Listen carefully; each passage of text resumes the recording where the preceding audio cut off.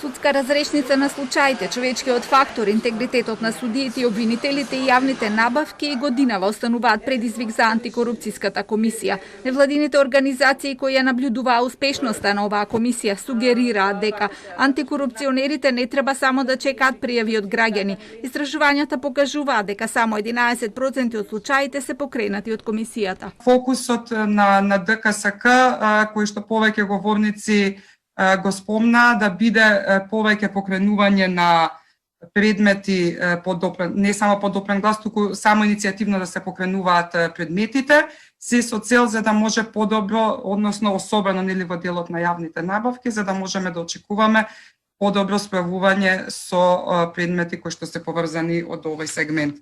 Антикорупционерите очекуваат годинава да си ги подобрат условите за работа со реновирање на просториите и набавка на софтвер за поврзување со другите институции, а планираат и нови 16 вработувања. Од владата и правосудството исто така се најавува зголемување на човечките ресурси за борба против корупцијата, но невладините препорачуваат поинаква кадровска политика.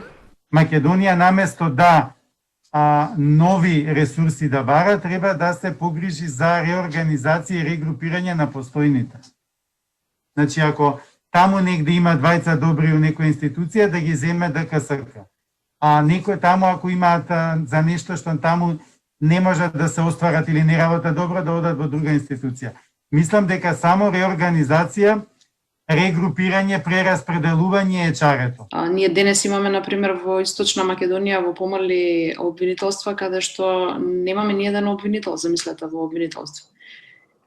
Така што овие кадри мислам дека има можност да се пополнат од таму. Најчести случаи на комисијата и понатаму се злоупотребите со јавните набавки. Во половина од тендерите имало корупција, затоа и бараат да се формира база со референтни цени, што би го спречило меѓусебното договарање на фирмите за намалување на цената.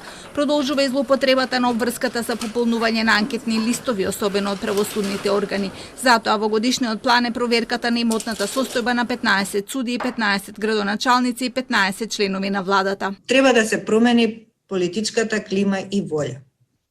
Она што го имаме како поддршка, за жал, станува декларативна поддршка и тоа уште повеќе луѓето ги разочарува и се повлекуваат. Мислам дека тоа е клучниот фактор. Како дел од проблемите кои ја продлабочуваат недовербата во институциите, од невладините ги посочуваат и злоупотребите при градењето и урбанизацијата и проблемите при вработување, како и ставањето на некомпетентни кадри на раководни места.